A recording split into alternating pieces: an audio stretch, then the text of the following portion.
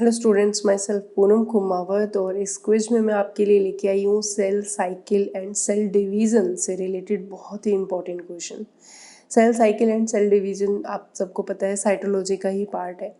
हर एक living organism की अगर हम बात करें, चाहे उनकी ग्रोथ या फिर रिप्रोडक्शन की बात करें, दोनों ही बहुत ही इंपॉर्टेंट कैरेक्टरिस्टिक्स होते हैं और ये दोनों characteristics without cell division possible नहीं होते। सेल साइकिल की अगर हम बात करें तो हम सब जानते हैं कि सेल साइकिल जो है दो इम्पॉर्टेंट फेजेस में डिवाइड होता है। एक इंटरफेज होती है, एक एम फेज होता है। इंटरफेज में G1, S और G2 फेज आती है। एम फेज में prophase, metaphase, anaphase and telophase हमें देखने को मिलती है। सो स्टूडेंट, हम सब जानते हैं कि सेल साइकिल और सेल डिवीज़न इतना इम्पॉर्टेंट टॉपिक है कि इनसे रिलेटेड काफ़ी सारे क्वेश्चन जो है वो बच्चे गलत करके आते हैं। आज मैं आपके लिए कुछ इसी तरह के बहुत ही इम्पॉर्टेंट और बहुत ही ऐसे क्वेश्चंस लेके आई हूँ जिनको सॉल्व करके आपको भी लगेगा कि हमारा या तो बहुत स्ट्रांगली कॉन्सेप्ट बिल्ड हुआ है अबाउट द सेल डिवीज़न, या फिर अभी भी कुछ ना कुछ कमी रही है, तो उस पर्टिकुलर पॉइंट को हमें वापस से रिकॉल कर लेना चाहिए। तो चलते हैं हम माइटोसिस, मियोसिस और एमाइटोसिस, जो 3 टाइप के हम सेल डिवीज़न पढ़ते हैं, उन्हीं से रिलेटेड बहुत इंपॉर्टेंट और बहुत अच्छे शानदार क्वेश्चंस के साथ। सो सब बच्चे रेडी हैं अपने अपने जो कॉन्सेप्ट अपने माइंड सेट कर रखा है आपने सेल साइकिल सेल डिवीज़न से रिलेटेड, उसको प्रेजेंट करने का टाइम आ चुका है। सो स्टार्ट करते हैं फर्स्ट क्वेश्चन के साथ। पहला क्वेश्चन आपकी स्क्रीन पे है, लिखा है कि this structure tends to vanish always during meiosis and mitosis. ठीक है, पहला ऑप्शन दिया है प्लास्टिड, सेकंड है प्लाज्मा मेम्ब्रेन, थर्ड है न्यूक्लियोलस एंड फोर्थ है न्यूक्लियर मेम्ब्रेन एंड थर्ड है nucleolus and nuclear membrane, fourth option है ऑल दी अबव। ठीक है, तो आपको देखना है कि ऐसी स्ट्रक्चर जो वैनिश होती है मियोसिस में भी और माइटोसिस में भी, दोनों में ही होती है। आपको ये पॉइंट बहुत ध्यान से समझना है और अपना जो आंसर है वो लाइव चैट में लिख लीजिए फटाफट अपना आंसर, क्योंकि आप अपना जो आंसर लिखोगे उसी के बेसिस पे हमें पता चलेगा कि आप क्या सही कर रहे हैं। ओके, सो बच्चों, इस क्वेश्चन का आंसर है न्यूक्लियोलस एंड न्यूक्लियर मेम्ब्रेन। चाहे डिवीज़न मियोसिस हो रहा हो, चाहे डिवीज़न माइटोसिस हो रहा हो, दोनों ही केस के अंदर न्यूक्लियर मेम्ब्रेन और जो प्लाज्मा मेम्ब्रेन है वो रीफॉर्म होती रहती है। पहले डिसअपीयर होती है, देन वापस से रीअपीयर होती है। तो इस तरीके से अब आते हैं हम लोग सेकंड क्वेश्चन पे। सेंट्रोसोम डुप्लीकेशन आपको बताना है कहाँ होता है, एस फेज में, G1 फेज में, जी नोड फेज में या एम फेज में। तो ये जो पॉइंट है ना, बड़ा अच्छा क्वेश्चन रहता है, क्योंकि हमें डीएनए का रेप्लिकेशन तो पता होता है कहाँ होता है, लेकिन प्रॉब्लम आती है कब, जब सेंट्रोसोम की डुप्लीकेशन पे। कुछ बच्चों को सेंट्रोसोम और सेंट्रोमियर में भी बड़ी प्रॉब्लम रहती है। तो ये सेंट्रोसोम और सेंट्रियोल, इन दोनों का कॉन्सेप्ट हम सेल चैप्टर से क्लियर करते हैं। सो पहले तो यही बता दो कि सेंट्रोसोम क्या है। इसका सही आंसर है एस फेज, क्योंकि एस फेज के अंदर जो है डीएनए का रेप्लिकेशन होता है, न्यूक्लियर डीएनए रेप्लिकेट करता है उसमें, और इसी फेज़ के दौरान जो सेंट्रियोल है वो बेसिकली डुप्लीकेट होते हैं। एनिमल सेल के अंदर ये बहुत ही इंपॉर्टेंट पॉइंट रहता है, क्योंकि हमें पता है कि एनिमल सेल के अंदर ही हमें सेंट्रोसोम की प्रेजेंस देखने को मिलती है। सेंट्रोसोम बेसिकली दो चीज़ों से हम लोग कंसिडर करते हैं। सेंट्रोसोम के अंदर क्या प्रेजेंट होते हैं, सेंट्रियोल्स होते हैं। ठीक है, दो इस तरीके से सेंट्रियोल होते हैं जो एक दूसरे के परपेंडिकुलर होते हैं। और मुझे बता दो, क्या ये मेम्ब्रेन बाउंड होते हैं या मेम्ब्रेन लेस स्ट्रक्चर है एनिमल सेल की, क्योंकि ये हायर प्लांट सेल्स के अंदर हमें नहीं देखने को मिलता। एंड सेंट्रियोल क्या है, उसको चाहिए कि मेरे सराउंडिंग का जो साइटोप्लाज्म है वो मेरा पर्सनल साइटोप्लाज्म रहे। तो इसके सराउंडिंग का जो पेरिफेरल फ्लूइड होता है, उस फ्लूइड को अगर हम इंक्लूड कर दें तो हमारा क्या बनता है, सेंट्रोसोम का फॉर्मेशन होता है। तो सेंट्रोसोम का जो डुप्लीकेशन है, बेसिकली हम बात करें तो सेंट्रियोल का जो डुप्लीकेशन है वो बेसिकली कौन सी फेज में होता है, एस फेज में होता है। आगे चलते हैं नेक्स्ट क्वेश्चन पे। नेक्स्ट क्वेश्चन में लिखा है the dash check point is also known as a restriction point. ठीक है, तो फर्स्ट ऑप्शन है G1 check point, G2 check point, M check point और नन ऑफ दिस। देखो क्या है कि एक सेल साइकिल जो है ना वो ऐसे हवा में उड़ के डिवीज़न नहीं करती है बच्चों। क्या होता है कि उसको भी एक रेगुलेशन रूल्स के साथ ही सेल डिवाइड होती है, तो उसके लिए पर्टिकुलर चेक पॉइंट्स बने होते हैं। तो सबसे इम्पॉर्टेंट या रिस्ट्रिक्टेड चेक पॉइंट अगर आपसे पूछा जाए तो आपका आंसर हमेशा G1 चेक पॉइंट होगा, क्योंकि G1 फेज जो है ना वो प्री DNA सिंथेटिक फेज होती है, फर्स्ट गैप फेज के नाम से हम इसको जानते हैं। और G1 फेज जो है ना उसके अंदर सबसे मोस्ट इम्पॉर्टेंट यहाँ अगर हम बात करें ऑर्गेनली का इंक्रीमेंट है या सेल का इंक्रीमेंट है या सेल की ग्रोथ जो है, यानी कि सेल की मैक्सिमम ग्रोथ ही हमें किस में देखने को मिलती है, G1 फेज में। ठीक है, तो जब G1 सेल मैक्सिमम ग्रो करती है देन ही आगे के जो फेजेस है वो कंप्लीट होते हैं। तो जब भी अगर आपसे पूछा जाए रिस्ट्रिक्शन पॉइंट हमारा चेक पॉइंट का कहाँ से रहता है, तो the G1 check point is also known as a restriction check point. Next question है this condition is necessary for a cell to qualified through the G2 check point. First option है cell should be a size sufficient enough. Second है complete and accurate DNA replication. Third है sufficient stockpile of nucleotides. And fourth option है complete attachment of mitotic spindle fiber to kinetochores. तो आपको बताना है कि इनमें से कौन सी कंडीशन है जो ज़रूरी है सेकंड G2 चेक पॉइंट के लिए, यानी कि आपको वो कंडीशन देखनी है that is necessary for a cell to qualify through the G2 check point. G2 check point जब होगा उसमें कौन सी कंडीशन इनमें से होनी चाहिए। हाँ, सबसे इम्पॉर्टेंट चीज़ है DNA रेप्लिकेशन, कंप्लीट और एक्यूरेसी के साथ रेप्लिकेशन होगा तभी कहीं जाके एक हेल्दी सेल डिवीज़न होगा, यानी कि एक परफेक्टली सेल डिवाइड करके डॉटर सेल्स का क्या करेगी, फॉर्मेशन करेगी। तो ये बहुत ही इम्पॉर्टेंट पॉइंट है कि अगर रेप्लिकेशन के अंदर कहीं कोई प्रॉब्लम आ गई है तो फिर अगर वो सेल डिवाइड करेगी तो डेफिनेटली जो डॉटर सेल्स होंगी वो सही नहीं बनेंगी। चलिए अब आते हैं नेक्स्ट क्वेश्चन पे। पहला क्वेश्चन तो हमारा APC पे ही आ जाता है कि APC की फुल फॉर्म बताओ, तो एनाफेज प्रमोटिंग कॉम्प्लेक्स आपको पता होना चाहिए। क्या है ये, प्रोटीन है। सेकंड MCQ हमारा यहाँ से आ गया, degradation machinery necessary for the proper mitosis of animal cell. ठीक है, इफ़ APC इज़ डिफेक्टिव, अगर ये डिफेक्टिव हो गया तब क्या होगा ह्यूमन सेल के अंदर, तो क्या एक्सपेक्टेड है कि इनमें से क्या होगा। फर्स्ट ऑप्शन है chromosome will not condense, second option है chromosome will not segregate, third option है recombination of chromosome arm will occur, and fourth option है क्रोमोसोम विल बी फ्रेगमेंटेड।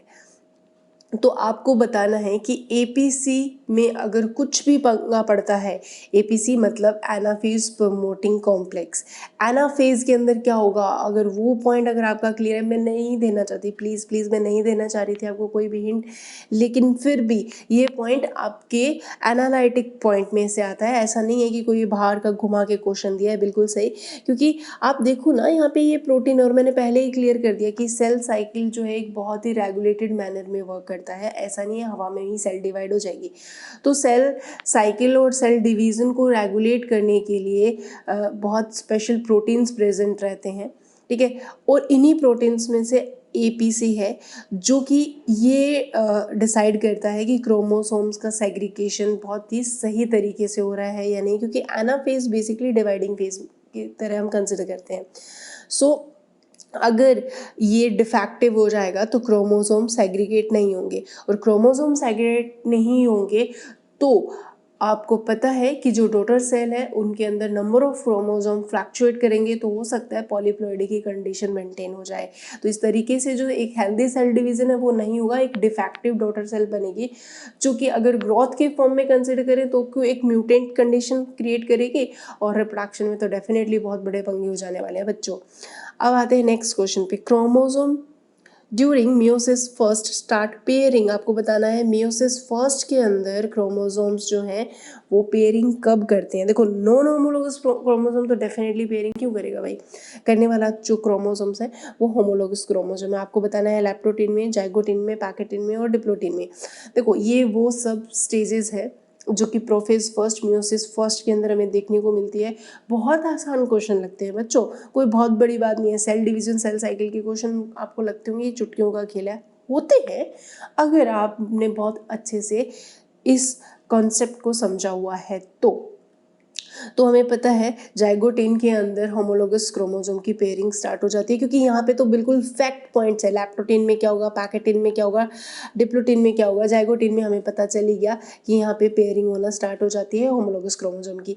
ये अभी मैं नहीं बताने वाली, क्योंकि इन जैसा कि आप सब लोग जानते हैं कि मेरी जो क्विज होती है उसके अंदर पूरे चैप्टर के हर एक कोने कोने से क्वेश्चंस आते हैं ना, तो डेफिनेटली इन स्टेजेस पे भी आगे हमें क्वेश्चंस देखने को मिलेंगे। तो मैं नहीं एक बार आपको रिकॉल करवाना चाहती, क्योंकि मैं चाहती नहीं कि तुम लोगों के सारे क्वेश्चन सही हो, एंड मैं चाहती भी हूँ कि मैं गलत हूँ, सब लोग जानते हैं। सो चलो आते हैं नेक्स्ट क्वेश्चन पे। और हमारा नेक्स्ट क्वेश्चन कह रहा है कि भाई एक एंजाइम होता है रिकॉम्बिनेज, पहले तो ये पता होना चाहिए रिकॉम्बिनेज एंजाइम क्या करता है।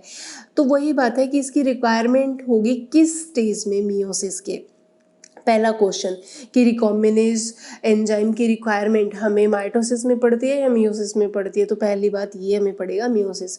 अब मियोसिस कौन सा एक स्टेज में कंप्लीट होता है, बहुत सारी स्टेजेस है। जैसे कि अगर हम स्टेजेस की बात करें, डाइकाइनेसिस है, डिप्लोटिन है, जाइगोटिन है, पैकेटिन है, और टाइम भी हमारा स्टार्ट हो चुका है। तो बच्चों फटाफट अपना जो आंसर है चैट बॉक्स में आने दो, क्योंकि यहाँ पे तो सिर्फ और सिर्फ आपका मेमोरी जो पॉइंट है, मेमोरी का जो पॉइंट है, मेमोराइजेशन पावर है, वो ही आपका सही आंसर बता सकती है। पैकेटिन में हमें रिकॉम्बिनेज एंजाइम चाहिए होता है। बेसिकली ये एंजाइम करता है क्या है, किसी बच्चों को पता है क्या करता है? चलो भाई चैट बॉक्स में लिख के बताओ रिकॉम्बिनेज एंजाइम की क्या ज़रूरत क्या है ना, क्यों चाहिए हमें रिकॉम्बिनेज एंजाइम, क्या करेगा ये। चलो चैट बॉक्स में आंसर आ जाना चाहिए भाई। एक दूसरे की चीटिंग करके लिखने की बजाय आप अपना दिमाग खुद से यूटिलाइज करें, आपको आंसर मिलेगा कि पैकेटिन फेज के अंदर क्या होता है। पैकेटिन फेज के अंदर एक बहुत तकड़ी फिनोमिना होती है जिसको हम क्या बोलते हैं, क्रॉसिंग ओवर। अभी मैं नहीं बता सकती क्रॉसिंग ओवर के बारे में बहुत ज़्यादा डिटेल में, लेकिन आपको पता होना चाहिए क्रॉसिंग ओवर में जो है कौन से क्रोमेटिड एक दूसरे के साथ एक्सचेंज करते हैं जेनेटिकल मटेरियल को, बताना जरा। कौन से सिस्टर क्रोमेटिड, सिस्टर या नॉन सिस्टर क्रोमेटिड। देखो नॉन सिस्टर क्रोमेटिड होंगे या सिस्टर क्रोमेटिड होंगे, होमोलोगस क्रोमोसोम के होंगे या नॉन होमोलोगस क्रोमोसोम के होंगे, ये सारे पॉइंट्स मैं नहीं बताऊंगी। ठीक है, अब तुम्हें अगर यूँ लगता है कि मैम को खुद को ही नहीं पता तो वो कैसे बताएंगे, तो सोच लो, मुझे कोई फ़र्क नहीं पड़ता है।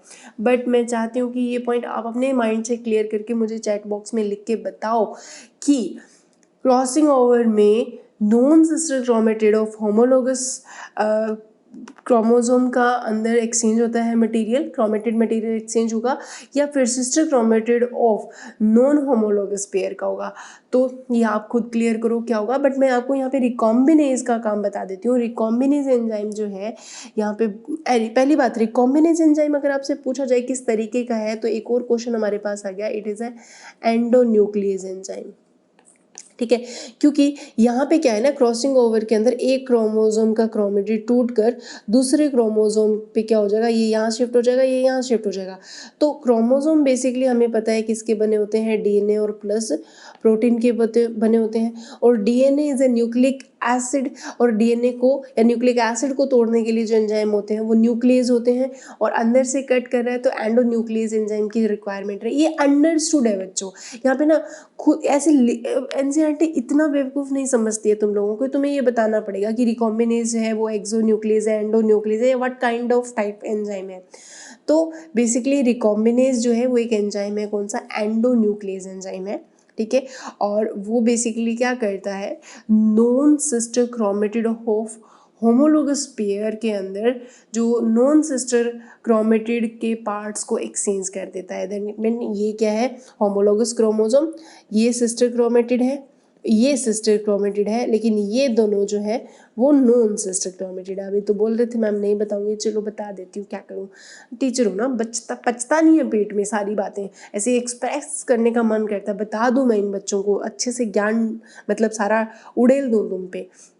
चलो आगे आते हैं नेक्स्ट क्वेश्चन पे। ए बाइवेलेंट कंसिस्ट ऑफ, बाइवेलेंट कब कहाँ बनता है ये आपको पता होना चाहिए, कौन सी स्टेज में बनता है, लेकिन होता क्या है इसमें, 2 chromatid and 1 centromere, 4 chromatid and 2 centromere, 2 chromatid and 2 centromere, 4 chromatid and 4 centromere. ये आपको क्लियर होना चाहिए। बाइवेलेंट जो है, पहला पॉइंट ही यहाँ से आता है, बाइवेलेंट जो स्टेज है वो आपको किस फेज में देखने को मिलती है, प्रोफेज फर्स्ट के किस सब प्रोफेज स्टेजेस के अंदर देखने को मिलती है। ठीक है, तो बच्चों बाइवेलेंट पहला क्वेश्चन, हाँ बिल्कुल सही आंसर है इसका, 4 क्रोमेटिड होंगे और 2 सेंट्रोमियर होंगे, लेकिन पहला पॉइंट कि बाइवेलेंट हमें कहाँ देखने को मिलेगा, तो जाइगोटिन स्टेज के अंदर देखने को मिलेगा। क्या होता है कि जाइगोटिन स्टेज के अंदर होमोलोगस क्रोमोसोम की होने लग जाती है पेयरिंग, तो ये एक होमोलोगस क्रोमोसोम और एक ये मान लो ये भी फर्स्ट नंबर क्रोमोसोम है और ये फर्स्ट नंबर, ये एक दूसरे के पास आना स्टार्ट हो जाते हैं। तो अगर आप यहाँ पे देखोगे तो देखो ये क्या है, सेंट्रोमियर, तो अगर आप देखोगे first construction of the chromosome structure, तो यहाँ पे 2 तो सेंट्रोमियर दिख रहे हैं और क्रोमेटिड काउंट करें 1 2 3 और 4 हमें क्या देखने को मिल रहे हैं, क्रोमेटिड। तो इसीलिए इसका फर्स्ट जो सेकंड आंसर है वो बिल्कुल सही आंसर है कि एक बाइवेलेंट के अंदर, बाइवेलेंट स्टेज के अंदर, या बाइवेलेंट को एक और नाम से भी जानते हैं, इसको आप टेट्राड भी बोलते हो, आपके एनसीईआरटी ने मेंशन भी किया हुआ है इस पॉइंट को, टेट्राड्स। ठीक है, तो टेट्राड्स के टाइम पे होमोलोगस क्रोमोसोम में पेयरिंग होती है, जिससे कि 2 सेंट्रोमियर एंड 4 क्रोमेटिड हमें देखने को मिलते हैं। अब आते हैं नेक्स्ट क्वेश्चन पे, क्रॉसिंग ओवर बताओ। मैं इसीलिए नहीं बताना चाह रही थी, तो मुझे पता था कि मैंने आगे क्रॉसिंग ओवर पे डेफिनेटली क्वेश्चन डाला होगा।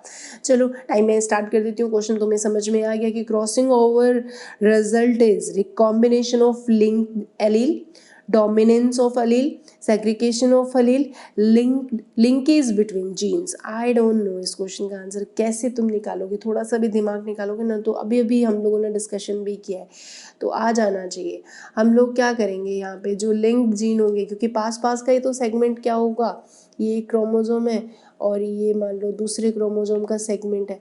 ठीक है, तो यहाँ पे ये यहाँ के जितने भी लिंक्ड जीन हैं यहाँ के एक दूसरे से क्या हो जाएंगे, एक्सचेंज हो जाएंगे। तो that is a first question. हमने अभी देखा रिकॉम्बिनेज एंजाइम की हेल्प से जो होमोलोगस क्रोमोसोम होंगे बट नॉन सिस्टर क्रोमेटिड के बीच में लिंक्ड अलील जो है उनका रिकॉम्बिनेशन फॉर्म होता है after the result of crossing over, क्योंकि यहाँ पे जो इसके बाद जो बनेगा क्रोमोसोम का सेगमेंट, उसमें कुछ सेगमेंट मदर का और कुछ सेगमेंट फादर का एक्सचेंज हो चुका होता है। सो नेक्स्ट क्वेश्चन पे आते हैं। अब नेक्स्ट क्वेश्चन बोल रहा है कि during meiosis first the number of chromosome is, meiosis first के दौरान जो क्रोमोसोम का नंबर है कितना रह जाता है, हाफ, ट्रिप्लोइड, डिप्लोइड और क्वाड्रप्लोइड। ठीक है, तो आपको बताना है कि यहाँ पे ड्यूरिंग द मियोसिस फर्स्ट, क्योंकि आपको पता होना चाहिए मियोसिस में 1 time segregation, 1 type replication and 2 time segregation होता है ना। तो मियोसिस फर्स्ट होती है तो फर्स्ट टाइम सेग्रीगेशन में क्रोमोसोम का नंबर बच्चों क्या रह जाता है, हाफ रह जाता है। ये बहुत ही इंपॉर्टेंट पॉइंट है, क्योंकि अगर हम देखें कि ये मान लो 2n सेल है और इसके अंदर जैसे ही मियोसिस फर्स्ट कंप्लीट होगा तो 2 सेल बनेगी और इनके दौरान मियोसिस फर्स्ट के दौरान होमोलोगस क्रोमोसोम जो है वो एक दूसरे से सेग्रीगेट होते हैं। ठीक है, तो यहाँ पे ये सेल्स क्या रह जाती हैं, हैप्लोइड रह जाती हैं, तो हाफ हो जाते हैं। और जैसे ही मियोसिस सेकंड होगा, क्योंकि meiosis second just equivalent to mitosis, तो अब यहाँ पे जस्ट ये दोनों सेल जो है पेरेंटल सेल जैसी बनती हैं और ये भी क्या बनेंगे, हैप्लोइड 4 सेल बनती है ड्यूरिंग द मियोसिस। ठीक है बच्चों, इसीलिए हाफ रह जाते हैं। बहुत ही आसान क्वेश्चन था, निहायत आसान क्वेश्चन। इसके बाद का क्वेश्चन क्या कह रहा है कि during which stage the chromosome first visible, पहले टाइम, सबसे पहले अगर हमें क्रोमोसोम के दर्शन करने हैं तो कौन सी स्टेज हमें पिक करनी पड़ेगी, एनाफेज, मेटाफेज, प्रोफेज या टीलोफेज। देखो टाइम जो है ना बच्चों को कभी किसी के लिए नहीं रुकता है, आज भी नहीं रुक रहा है, कभी नहीं रुकेगा, ठीक है। तो टाइम स्टार्ट हो चुका है, आपको टाइम मैनेजमेंट और टाइम का इम्पोर्टेंस दोनों पता होनी चाहिए। परफेक्ट टाइम के अंदर अगर आप अपना आंसर नहीं दे पाओगे तो डेफिनेटली आपको बहुत सारी प्रॉब्लम्स होने लग जाएगी, क्योंकि तुम डॉक्टर बनने वाले हो भाई। एक पर्टिकुलर पीरियड के साथ ही टाइम टू टाइम आप अपने पेशेंट को ट्रीट करोगे ना, तभी आपकी मतलब वाहवाही होगी। ठीक है मेरे बच्चों, बता दो कौन कौन बच्चे डॉक्टर बनना चाहता है, जल्दी जल्दी चलो, अभी आ ही गया मन में कौन। चलो मुझे ऐसे बताओ कि अपने नाम के साथ क्या डॉक्टर के साथ क्या नाम लेना पसंद करोगे। एक्चुअली किसी बच्चे का पूरा नाम होता है, कुछ अपना शॉर्ट फॉर्म डालना चाहते हैं जैसे कि किशोर कुमार, तो वो ऐसे डॉक्टर किशोर कुमार तो नहीं बोलेगा ना, डॉक्टर के बोलना पसंद करवाएगा। तो चलो इस क्वेश्चन का आंसर आपको पता था, मुझे पता था। It's a very very easy question कि अगर हमें क्रोमोसोम को दिखना है, विजिबल करना है, वेरी फर्स्ट टाइम अगर क्रोमोसोम कहीं पे सीन होते हैं, that is a metaphase stage. अगर क्रोमोसोम की मॉर्फोलॉजिकल भी स्टडी हमें करनी है तो मेटाफेज जो होती है परफेक्ट स्टेज होती है। पूरी की पूरी स्ट्रक्चर हमें क्रोमोसोम की, क्योंकि सबसे ज़्यादा कंडेंसेशन जो है वो हो चुका होता है क्रोमेटिड फाइबर के अंदर।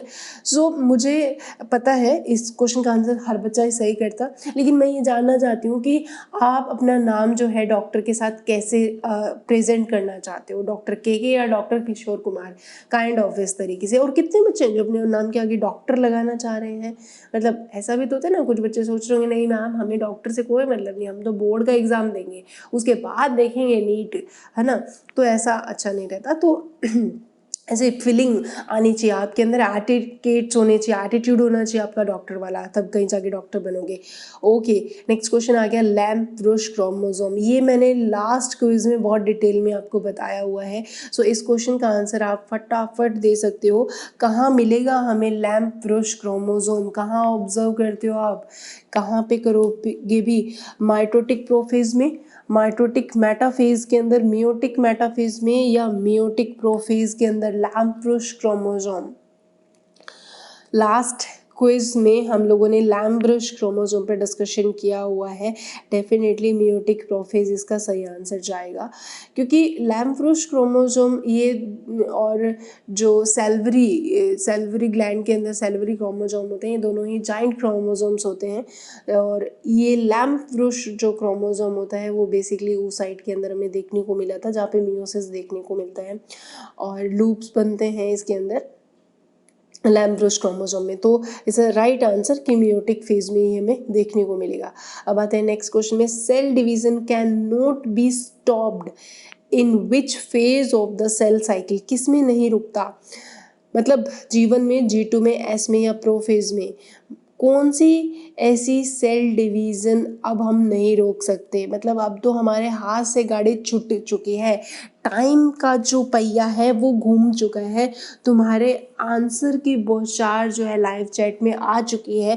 ठीक इसी तरीके से अगर हमारा एस फेज कंप्लीट हो गया है सेल का, तो अब उस सेल को डिवाइड होने से कोई नहीं रोक सकता। It's a very important point, अगर नहीं पता तो प्लीज़ मेरे बच्चों इन पॉइंट्स को नोट कर लिया करो। अब तुम बोलोगे कि मैम पहले वाला क्वेश्चन तो हमें आ रहा था, मैंने नहीं कहा सारे नोट करने हैं, मैंने ये कहा है कि अगर ऐसा कोई क्वेश्चन आपको अच्छा मिलता है या ऐसा कोई भी पॉइंट जो आपके लिए थोड़ा यूनिक होता है उसको लिख लिया करो।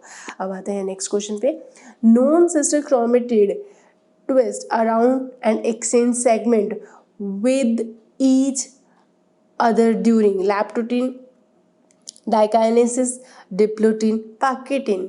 ठीक है, यहाँ पे मैंने ना बस उसी पॉइंट को थोड़ा सा ना तोड़ मरोड़ के प्रेजेंट किया है जिनके ऊपर हम थोड़ी टाइम पहले डिस्कशन कर रहे थे। थोड़ा दिमाग लगाओगे तो समझ में आ भी जाएगा।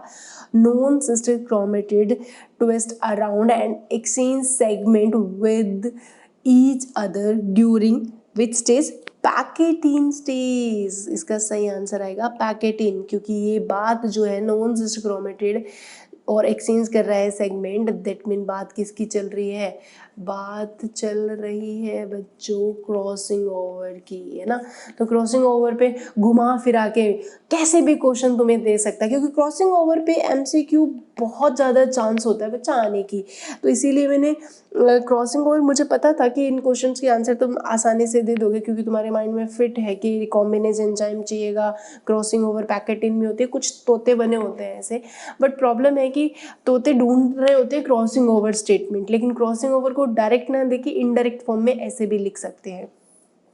साइनेप्सिस आकर बिटवीन किसके बीच में होगी? एमआरएनए राइबोसोम के बीच में, ए मेल एंड फीमेल गैमेट के बीच में, टू होमोलोगस क्रोमोसोम के, और स्पिंडल फाइबर और सेंट्रोमियर के बीच में। साइनेप्सिस क्या होता है पहले तो ये पता होना चाहिए, किस फेज में होता है और किसके बीच में होता है।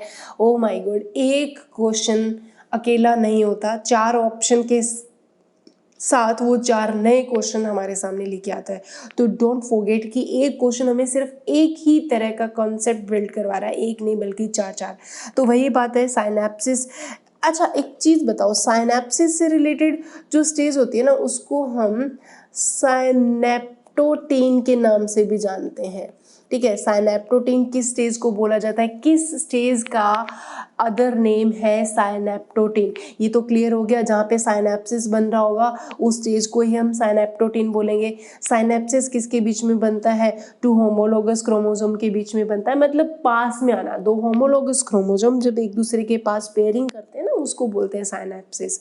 ठीक है, तो डेफिनेटली क्लियर हो गया होगा, जहाँ पे बाइवेलेंट बन रहे थे, जहाँ पे टेट्राड बन रहे थे, मतलब वो साइनेप्सिस के ही रिजल्ट थे। तो synaptotene is other name of zygotene. नहीं पता, एनसीईआरटी में साइनेप्टोटीन वर्ड नहीं लिखा हुआ तो उसको नोट कर लो, जाइगोटीन का ही अदर नेम होता है साइनेप्टोटीन। अब आते हैं नेक्स्ट क्वेश्चन पे, cells in G naught phase. G naught phase of the cell cycle क्या होगा?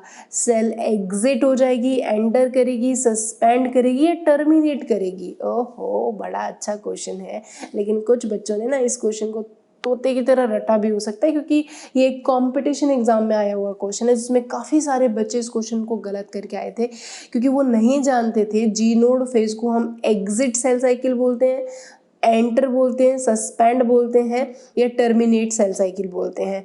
तो बच्चों इस पॉइंट को बहुत अच्छे से अपने दिमाग के अंदर फिक्स कर लो कि जी नोड फेज जो है वो सस्पेंड सेल साइकिल होता है, क्योंकि हमने ऐसे बहुत सारे पॉइंट्स और ऐसे बहुत सारी सेल्स देखी हैं जो एक पर्टिकुलर टाइम में डिवीज़न बंद करने के बाद में अगर रिक्वायरमेंट होती है तो वो वापस से डिवीज़न स्टार्ट कर देती है।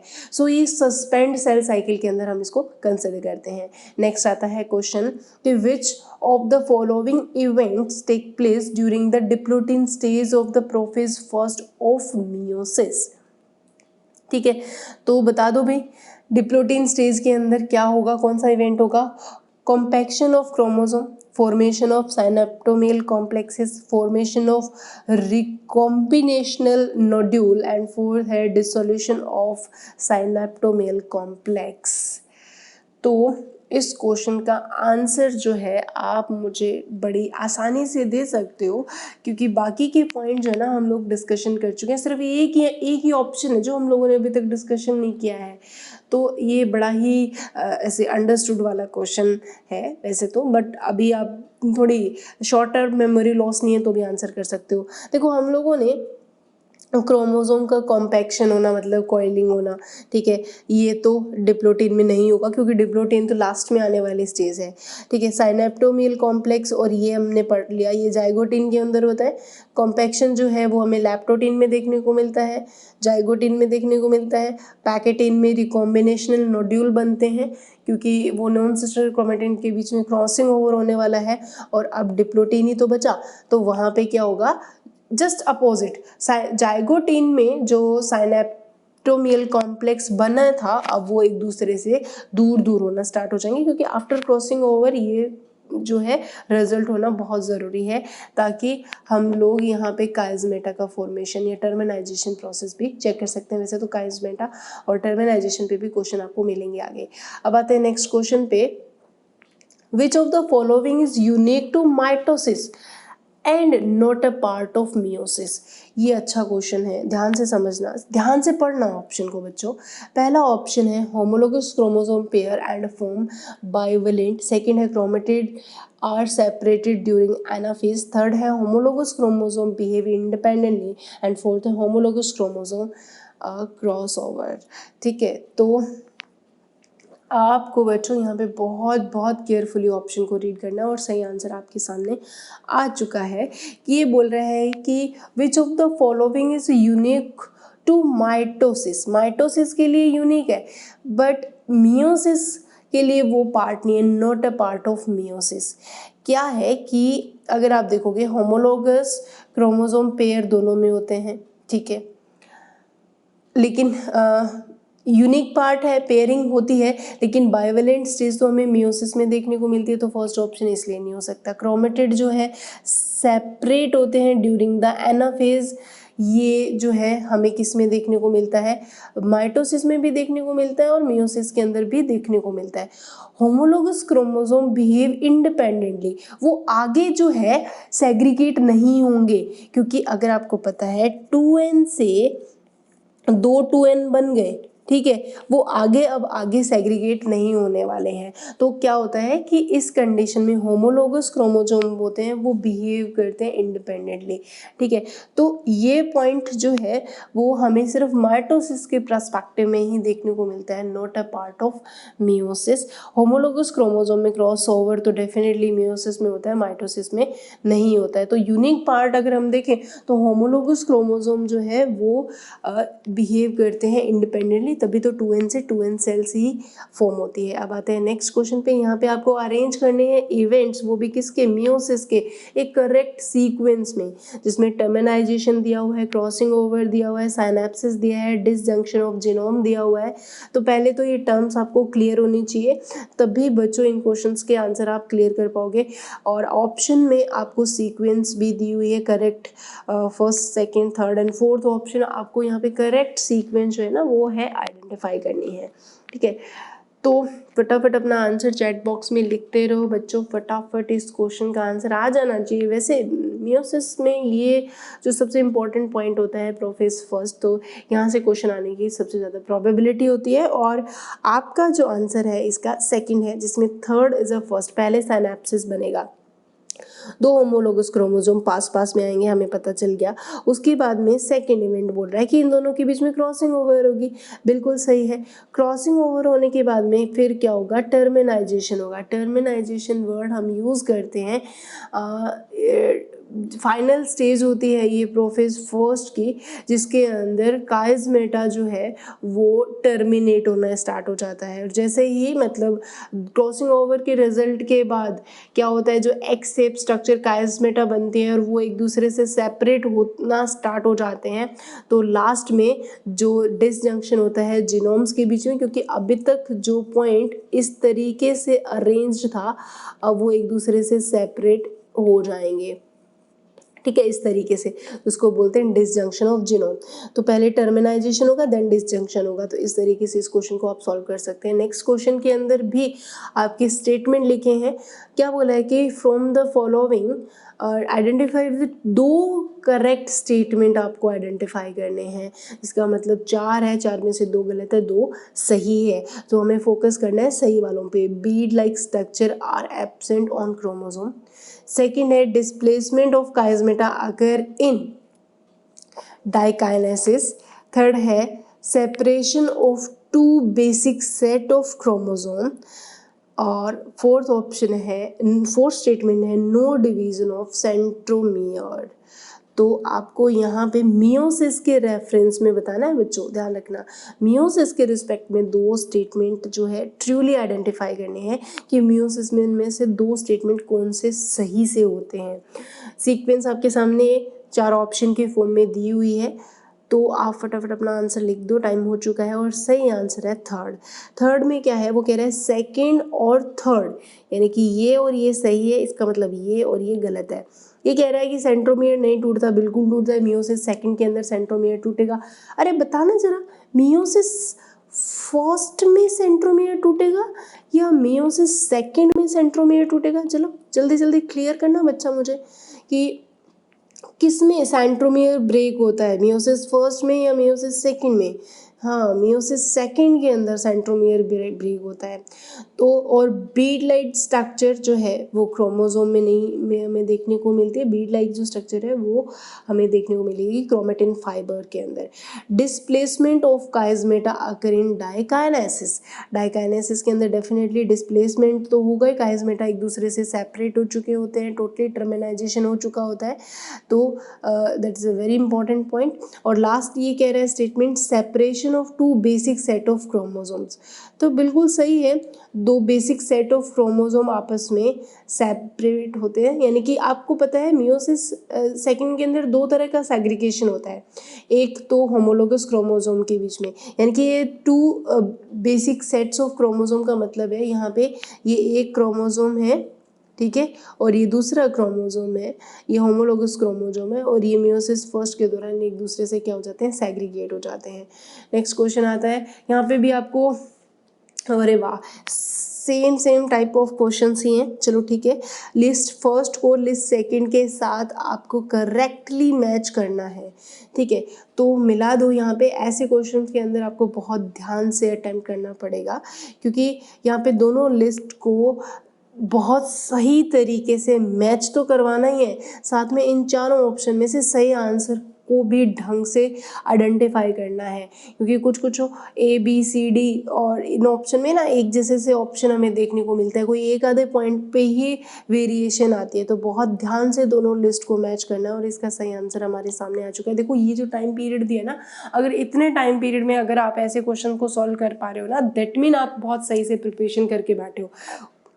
टाइम स्केल यहाँ पे जैसे ही कंप्लीट हुआ स्क्रीन पे, उसके बाद भी आप आंसर कर रहे हो ना बच्चों, तो इसका कोई मतलब नहीं है, फिर इसका मतलब अभी भी थोड़ा टाइम लग रहा है। तो चलो मैच करते हैं। थर्ड आंसर कह रहा है कि जो ए स्टेटमेंट है वो किससे रिलेट कर रहा है, सेकेंड से। ये कह रहा है इनिशिएशन ऑफ स्पिंडल फाइबर्स, तो बिल्कुल सही है, प्रोफेज फर्स्ट के अंदर स्पिंडल फाइबर बनना स्टार्ट हो जाता है। फिर ये कह रहा है कि बी का है थर्ड, तो क्या कह रहा है आरएनए और प्रोटीन का सिंथेसिस कहाँ होगा, तो बिल्कुल सही बात है, जीवन फेज में होता है। फिर कह रहा है सी का फोर्थ है एक्शन ऑफ एंडोन्यूक्लियस। देखो भाई अभी अभी हम लोग बात कर रहे थे, बताओ अगर ये नहीं बताया होता तो शायद ये क्वेश्चन आप नहीं सॉल्व कर पाते। न्यूक्लियस यहाँ पे रिकॉम्बिनेज के लिए बोला गया, पैकेटिन में होगा, तो बिल्कुल सही है। और लास्ट बोल रहा है movement of chromatid toward the opposite pole, तो ये कहाँ होगा, अरे वाह, यहाँ पे क्वेश्चन घूम सकता है, क्योंकि क्रोमेटिड जो है वो अपोजिट पोल में जाएंगे, तो एनाफेज सेकंड में जाएंगे, क्योंकि एनाफेज फर्स्ट में तो होमोलोगस क्रोमोसोम एक दूसरे से सैग्रीगेट होते हैं in the perspective of meiosis. अब आता है नेक्स्ट क्वेश्चन, फिर से मियोसिस पे ही है। मियोसिस टेक प्लेस इन, कहाँ होता है मियोसिस, मेगास्पोर में, मियोसाइट में, कॉनेडिया में, या जैम्यूल के अंदर। बड़ा ही आसान क्वेश्चन है ये, क्वेश्चन है ना ऐसे तड़का लगा के बनाया है मैंने, क्योंकि अगर 11th का बच्चा यहाँ पे पार्टिसिपेट करेगा ना, तो वो दो टर्म्स में बड़ा कंफ्यूज हो जाएगा। तुम बोलोगे मैम हमें तो सब आता है, ये क्या क्वेश्चन दिया आपने, तो मेरे बच्चों यहाँ पे सिर्फ तुम ही नहीं बैठे हो, यहाँ पे 11th का बच्चे के अगर नज़रों से देखोगे तो उसको मेगास्पोर नहीं पता, उसको कोनेडिया नहीं पता, उसे जेम्यूल नहीं पता, तो इन पॉइंट्स पे वो डेफिनेटली कंफ्यूज होगा। लेकिन हमें कोई कंफ्यूजन का पॉइंट नहीं रखना, मियोसाइट उस सेल को बोलते हैं जो मियोसिस परफॉर्म करती है, दैट्स इट, ठीक है। तो मियोसिस हमेशा कहाँ होगा, मियोसाइट में होगा। Megaspore is a result of meiosis, conidia and gemmule is asexual reproduction, and ये हमें मिलेंगे माइटोसिस के रिजल्ट से। अब आता है next question, how many chromatid, कितने क्रोमेटिड हैं are there in a duplicated chromosome, that is a very important question. 1 2 3 4 वही ऑप्शन है, वही नंबर दिए हैं, ध्यान से यहाँ पे गलती मत करना। यहाँ पे वो बोल रहा है डुप्लीकेटेड क्रोमोसोम बोला है उसने, ठीक है, डुप्लीकेटेड क्रोमोसोम, ठीक है। How many chromatids are there in duplicated chromosome, बच्चे गलती कर देंगे यहाँ पे, डुप्लीकेटेड क्रोमोसोम बोला है, ठीक है, और कितने, दो ही होंगे। अरे भाई मेरे बच्चों यहाँ पे गलती करने का कोई मतलब नहीं था। डुप्लीकेटेड क्रोमोसोम यानी कि that is a single chromatid, और जब वो डुप्लीकेट करेगा तो एक इधर क्रोमेटिड बनाएगा, एक इधर क्रोमेटिड बनाएगा। अब आपका दिमाग चल रहा होगा पता नहीं किसी डायरेक्शन में, वो इस डायरेक्शन की तरफ सोच रहा होगा कि ये डुप्लीकेट हो गया होगा, ये डुप्लीकेट नहीं हुआ बच्चे, यहाँ पे क्या है, नंबर ऑफ क्रोमोसोम इंक्रीज अलग होना है और डुप्लीकेशन ऑफ क्रोमोसोम अलग पॉइंट होता है, ठीक है। तो यहाँ पे तो पेयरिंग हुई है होमोलोगस क्रोमोसोम्स की, तो how many chromatid in duplicated, वो भी पूछ रहा है क्रोमोसोम में कितनी है ना, तो 2 ही होगा। अब आते हैं नेक्स्ट क्वेश्चन पे। टर्म होमोलोगस क्रोमोसोम का मतलब क्या होता है? Refer to replication of the same chromosome. Second है is another name of sister chromatid, must be haploid, means a pair of chromosome of same kind such as a sex chromosome, ठीक है। तो यहाँ पे आपको होमोलोगस क्रोमोसोम का मतलब बताना है। होमोलोगस क्रोमोसोम का मतलब क्या है? वैसे अभी थोड़ी टाइम पहले ही हम लोगों ने, मैंने एक क्वेश्चन के आंसर के टाइम पे होमोलोगस क्रोमोसोम का हिंट भी दे दिया था। सो आपको यहाँ पे बहुत आसानी से निकाल सकते हो इस क्वेश्चन का आंसर, लेकिन बाकी बच्चे 3 ऑप्शन में हो सकता है कन्फ्यूज हो जाओ। देखो 3 ऑप्शन की रिक्वायरमेंट उसी बच्चे को पड़ती है जिसका वो पर्टिकुलर पॉइंट स्ट्रॉन्ग नहीं है, तभी वो 3 ऑप्शन की तरफ देखेगा, अदरवाइज उसका सही आंसर पे ही नजर जाएंगे, 3 ऑप्शन को देखना तक पसंद नहीं करेगा। सो यहाँ पे होमोलोगस जो क्रोमोसोम है वो refer to replicate of the same chromosome, बिल्कुल नहीं हो सकता, क्योंकि सेम क्रोमोसोम का रेप्लिकेशन नहीं होता, वो क्रोमेटिड का रेप्लिकेशन होता है, क्रोमेटिन फाइबर का रेप्लिकेशन होता है, ठीक है। Another name of sister chromatid बिल्कुल भी नहीं है। हैप्लोइड तो हो ही नहीं सकते, क्योंकि होमोलोगस क्रोमोसोम है तो मतलब यहाँ पे एक मम्मी का क्रोमोसोम है और एक पापा का, ये भी फर्स्ट नंबर क्रोमोसोम है, ये भी फर्स्ट नंबर क्रोमोसोम है, तो इसको हम बोलते हैं होमोलोगस क्रोमोसोम, ठीक है। तो यानी कि ये 2n कंडीशन में ही हमें देखने को मिलेंगे। Means a pair of chromosome same kind, बिल्कुल एक जैसे होंगे। यहाँ पे जो जीन होगा आँख को बनाने वाला, तो यहाँ पे भी हमें आँख को बनाने वाला सेम काइंड ऑफ जीन होगा, जैसे कि सेक्स क्रोमोसोम्स होते हैं। तो बच्चों के दिमाग में चल रहा है सेक्स क्रोमोसोम में तो एक्स और वाई है, बट है तो वो सेक्स क्रोमोसोम, ठीक है। तो इस तरीके से दिमाग पे ज़्यादा जोर मत डाला करो, जो बहुत इजी पॉइंट है उसके अंदर कॉम्प्लिकेशन मत डालो। नेक्स्ट क्वेश्चन है, at the centre of the cell cycle control system is CDK, a protein that, first option है is phosphorylated to become active, second bind to different cyclin, it only active during mitosis and manufacture growth factors। देखो मैंने आपको बहुत पहले ही ये point clear कर दिया था कि भाई जो सेल साइकिल फिनोमिना है ना, तो उसको कंट्रोल करने के लिए हमारे पास 2 तरह के स्पेशल प्रोटीन्स के ग्रुप रहते हैं, साइक्लिन्स एंड CDK, ठीक है। तो यहाँ पे वही पूछ रहा है कि सेल साइकिल को कंट्रोल करने के लिए जो ये स्पेशल प्रोटीन है CDK, ठीक है, ये क्या करता है, ये CDK बेसिकली जो है ये इसके पास काइनेज एक्टिविटी होती है और ये डिफरेंट टाइप ऑफ साइक्लिन से बाइंड करके different type of cell cycle को कंट्रोल करता है। तो ये पॉइंट अगर नहीं पता था तो इसको नोट कर लो, क्योंकि it's a very very important point जो आपको बहुत अच्छे से क्लियर करना होगा। देखो हर एक सेल के अंदर चेक पॉइंट्स की अगर बात करें, पहले भी क्वेश्चन आए हुए हैं चेक पॉइंट्स पे, ठीक है। चेक पॉइंट 3 तरह के चेक पॉइंट हमें देखने को मिलता है। एक तो चेक पॉइंट हमें G1 और S के बीच में, जो कि बड़ा ही रिस्ट्रिक्टेड होता है। दूसरा चेक पॉइंट हमें देखने को मिलेगा G2 और M के बीच में, और तीसरा जो चेक पॉइंट होगा वो हमारा APC के थ्रू में लगता है, एनाफेज प्रमोटिंग फैक्टर या फिर मेटाफेज एनाफेज ट्रांजिशन के फॉर्म में हम जानते हैं। तो 3 तरह के चेक पॉइंट जो है ना हमें देखने को मिलते हैं। तो ये पॉइंट हमेशा से क्लियर कर लेना कि एक तो G1 और S के बीच में चेक पॉइंट है, दूसरा G2 और M फेज के बीच में, और दूसरा मेटाफेज और एनाफेज के बीच में चेक पॉइंट लगता है। तो यहाँ पे जो लगता है वो APC के फॉर्म में लगता है, ठीक है। तो इन सारे चेक पॉइंट्स को रेगुलेट करने के लिए हमारे पास 2 तरह के स्पेशल प्रोटीन के ग्रुप होते हैं, एक होता है साइक्लिन्स और दूसरे होते हैं CDKs, ठीक है।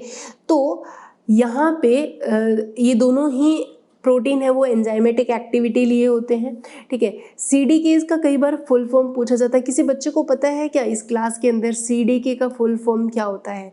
CDK का अगर फुल फॉर्म आपको पता है तो आप डिसाइड कर दोगे इस क्वेश्चन का आंसर। CDK का फुल फॉर्म लिखना जरा। ओके, इस CDK का फुल फॉर्म होता है, मैं बता देती हूँ, साइक्लिन डिपेंडेंट काइनेज, ठीक है। तो यहाँ पे इसका मतलब काइनेज एक एंजाइम है जो रिमूव करता है phosphate group from the ATP and add to another protein, ठीक है। तो वहां से एक फॉस्फेट ग्रुप को एटीपी से हटाया और दूसरे प्रोटीन पे जोड़ने का काम काइनेज एंजाइम का होता है, जो कि कौन करता है, सीडीके करता है। तो सीडीके बेसिकली क्या है, काइनेज एक्टिविटी शो करता है, ठीक है। The kinase involved in the cell cycle are called CDKs because they are activated when they combine with key protein that known as a cyclin।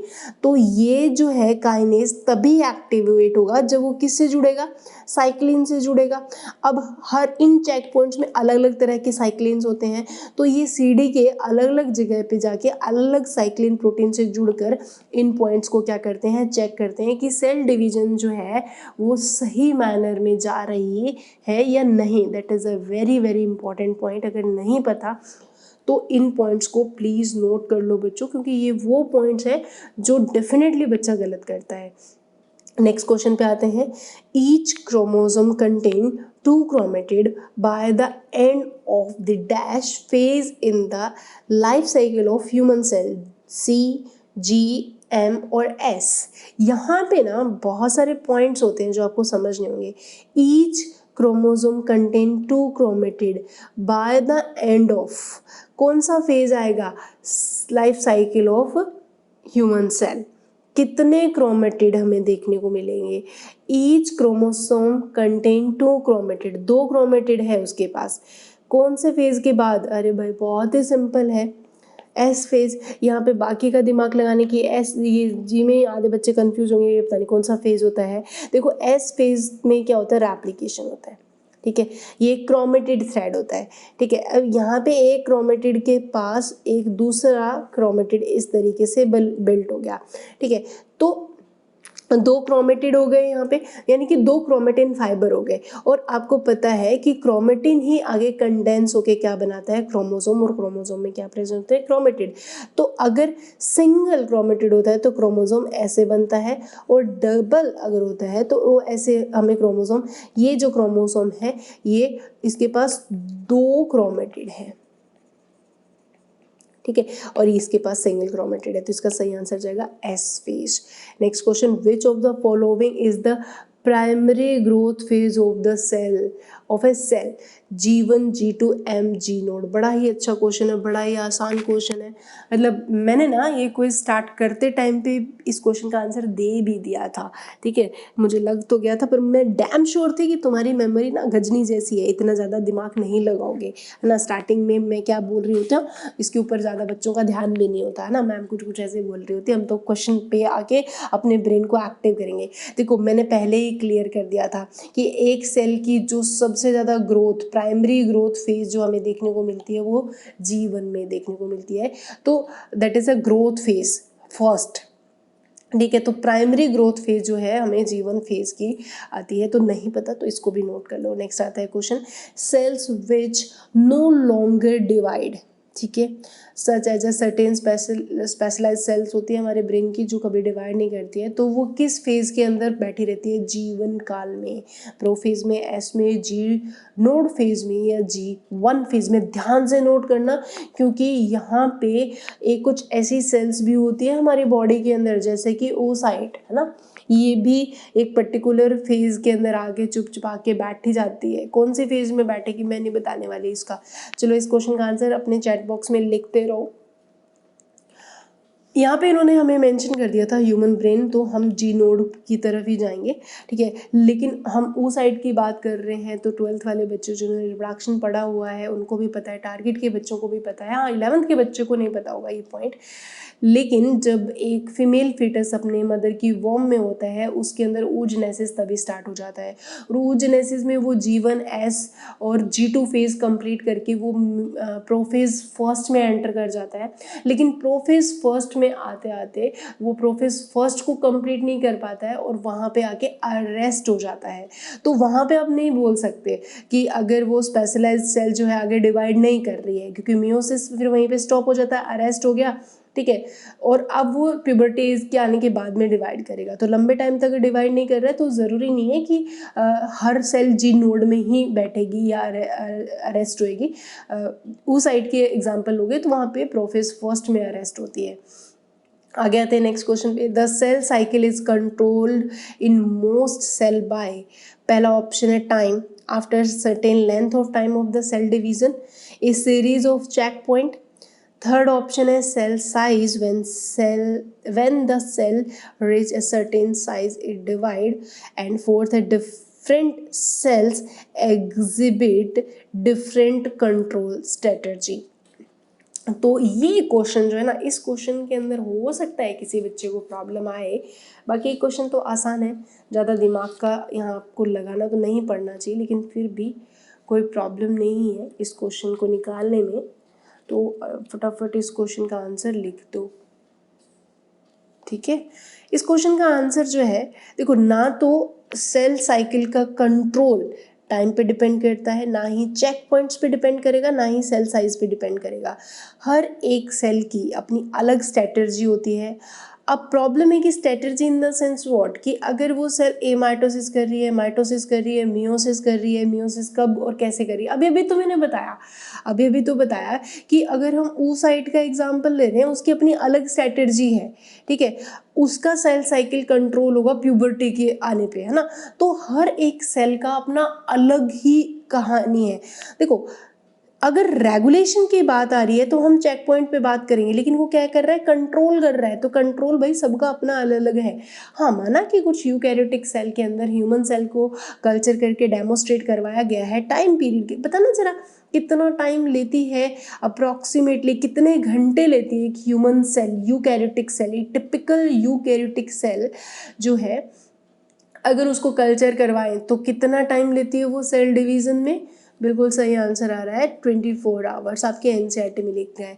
और वहीं उन्होंने अगर एक क्वेश्चन में ईस्ट का भी पूछा, देखो 2 एमसीक्यू यहाँ पे भी आ गए आपके, कि ईस्ट जो है वो कितना टाइम लेती है सेल को डिवाइड करने में, कितना टाइम लगेगा।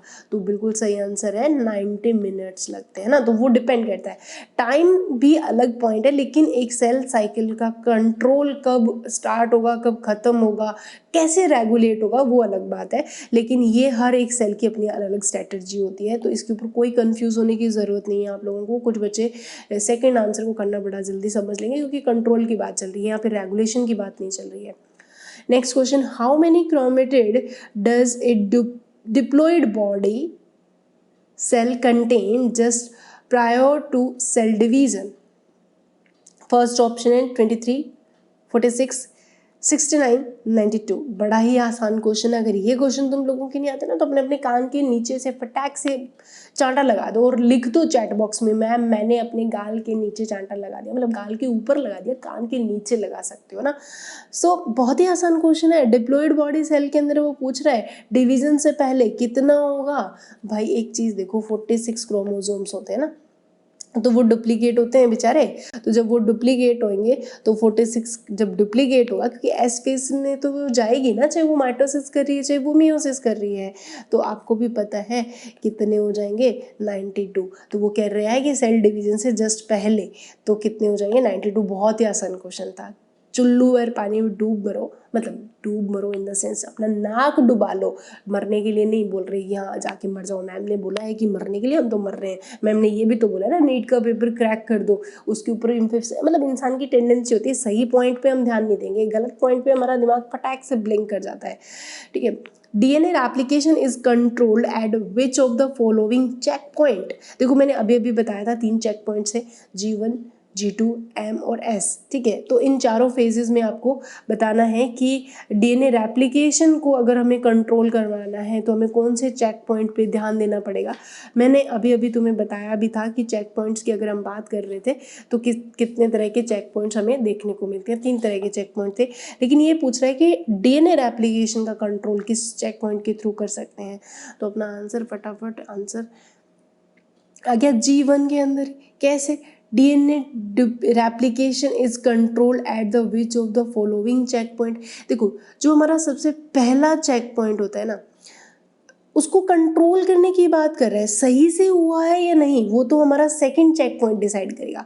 यानी कि मैंने आपको पहले बता दिया, फर्स्ट चेक पॉइंट हमारा G1 और S पे, ठीक है। अब यहाँ पे क्या होगा, इस चेक पॉइंट पे क्या क्या चीज़ें चेक की जाती है। इस चेक पॉइंट पे ये चेक किया जाता है कि ग्रोथ फैक्टर है या नहीं है, मतलब प्रोटीन जो बने हैं CDK और साइक्लिन काइंड ऑफ वो बने हैं या नहीं है, ठीक है। इसके अलावा जो एक न्यूट्रिएंट्स की प्रेजेंस है या नहीं है, सेल का साइज ग्रो कर रहा है या नहीं कर रहा है, और सबसे इम्पॉर्टेंट इस चेक पॉइंट में देखा जाता है कि DNA कहीं डैमेज तो नहीं है। अगर डैमेज होगा तो रेप्लिकेशन में प्रॉब्लम आ जाएगी। तो अगर डैमेज DNA है तो फिर GA1 जो है इमीडिएट स्टॉप हो जाएगी, जी नोड के अंदर एंट्री कर देगी, ठीक है। अगर ऐसा है DNA डैमेज नहीं है, ये क्लियर हो गया, तो अब जो है हमारा DNA रेप्लिकेशन फेज S में एंटर कर जाएगा। और जो सेकंड चेक पॉइंट है हमारा G2 से M फेज के बीच में जो हमारा ट्रांजिशन लगता है, ये क्या करता है, डेफिनेटली सेल साइज को तो ये भी चेक करता हुआ चलेगा। इसके अलावा ये भी देखेगा कि रेप्लिकेशन के बाद में कोई डैमेज तो नहीं हुआ DNA का, और रेप्लिकेशन जो है वो सही से हुआ या नहीं। रेप्लिकेशन सही से हुआ या नहीं ये तो इसमें चेक करेंगे, लेकिन रेप्लिकेशन सही से हो इस बात को कंट्रोल हम चेक पॉइंट फर्स्ट में करेंगे, ठीक है बच्चों। अब आते हैं नेक्स्ट क्वेश्चन पे। Which of the following begin when pair of sister chromatid align in the center of the cell? Anaphase, interphase, metaphase, prophase। Alignment बताना है सिस्टर क्रोमेटिड का।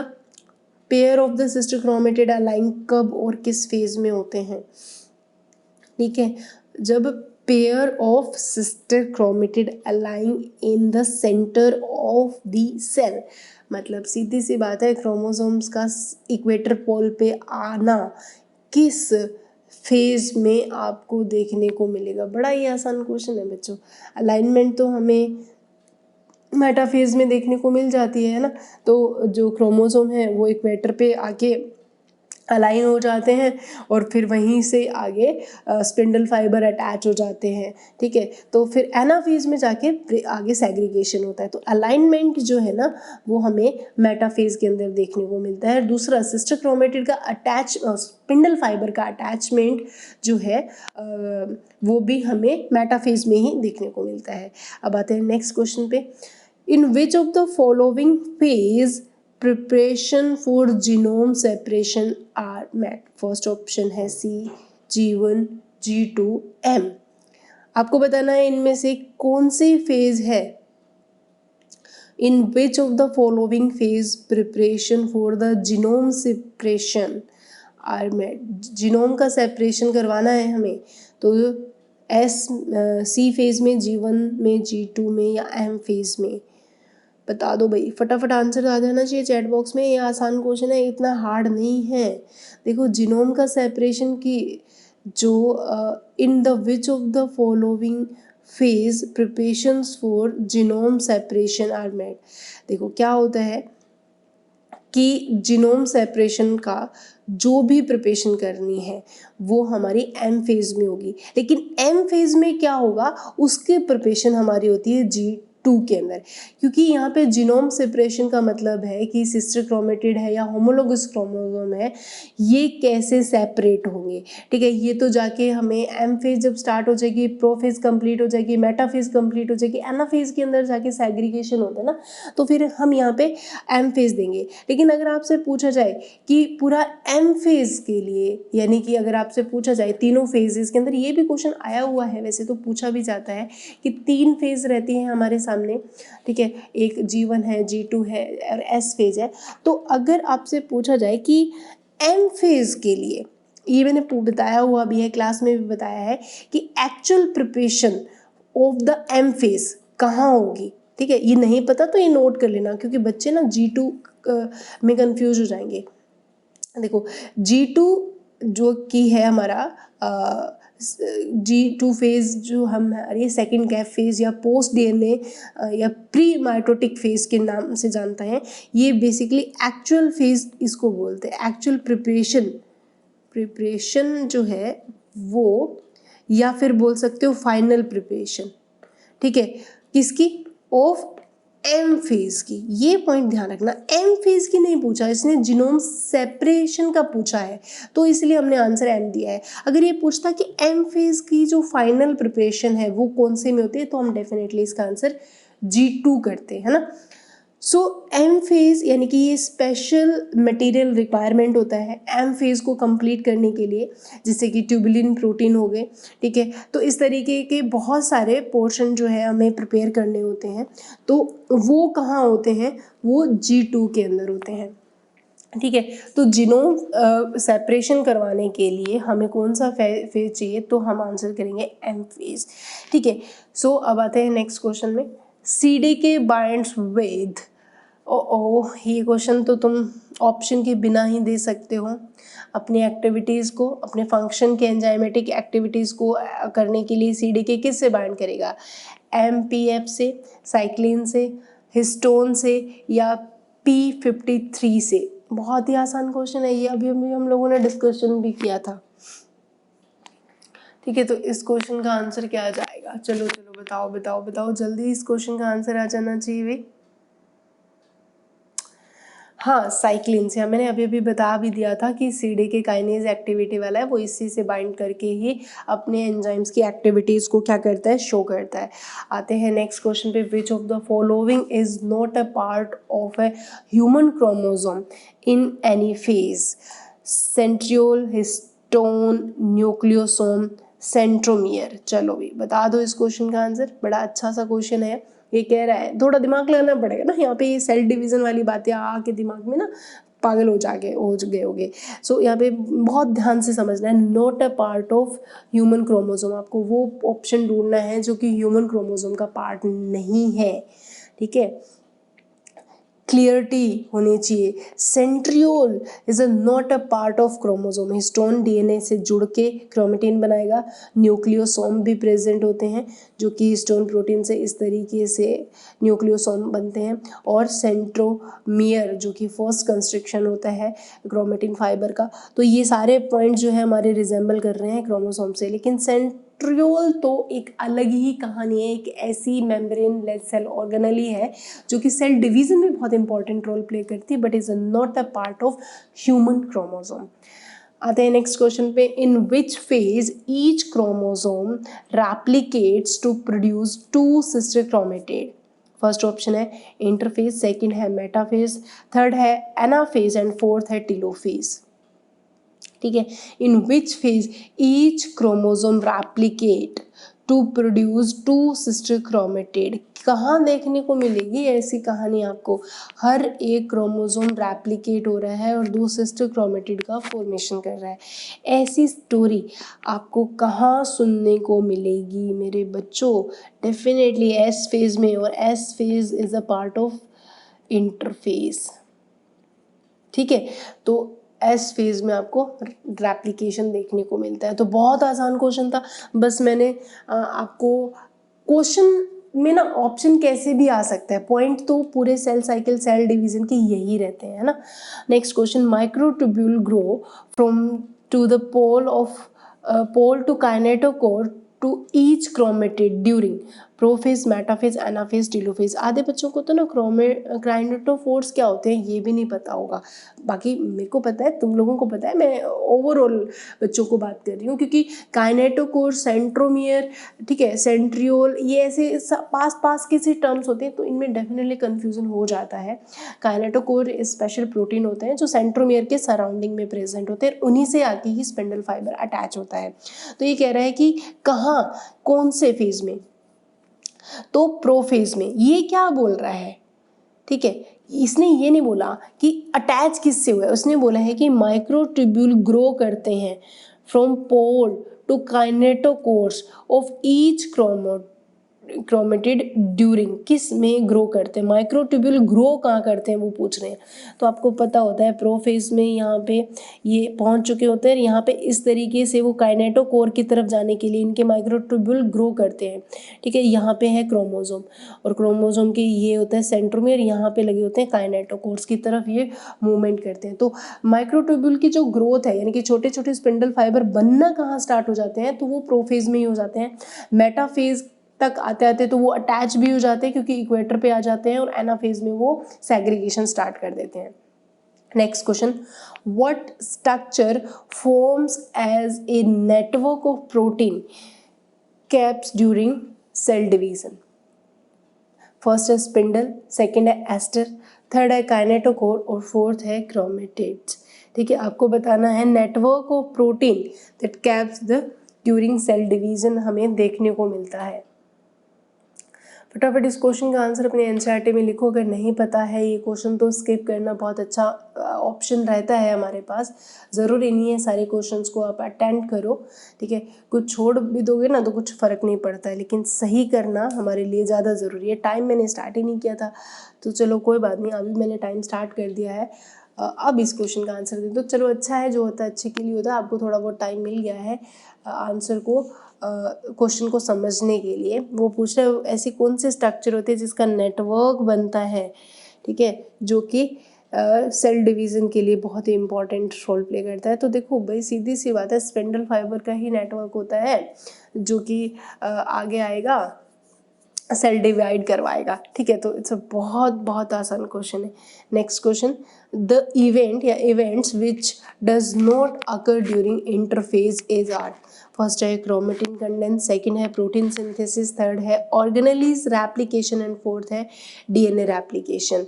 वो बोल रहा है कि इनमें से कौन सा इवेंट है जो नहीं हो रहा, किसमें, इंटरफेज में। आपको इंटरफेज का मतलब पता होना चाहिए, तभी आप इस क्वेश्चन का आंसर जो है ना कर पाओगे, ठीक है। ऐसे ही क्वेश्चन आपसे नहीं हो पाएगा, ठीक है।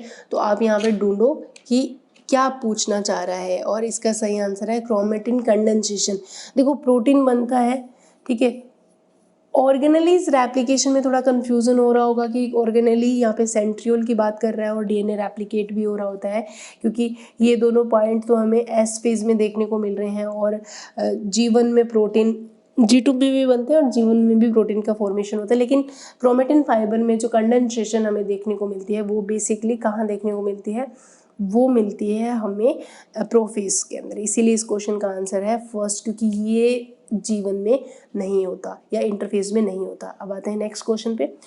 प्रोकैरियोट्स की बात चल रही है, तो just before the cell divide the two daughter genomes are attached by side to the cell membrane, replication origin, centromere, equatorial plate. अरे वाह, क्या मज़ेदार क्वेश्चन है। मेरा सबसे फेवरेट क्वेश्चन इस पूरी क्विज का यही है, ठीक है। जिस बच्चे ने इस क्वेश्चन का आंसर कर दिया, अरे भाई साहब वो माइंड ब्लोइंग बच्चा है, उसने बहुत अच्छे से क्वेश्चन की स्ट्रेटजी को पकड़ा है ना। और जिसने स्किप किया वो और भी अच्छा डिसीजन लिया है उसने, ठीक है।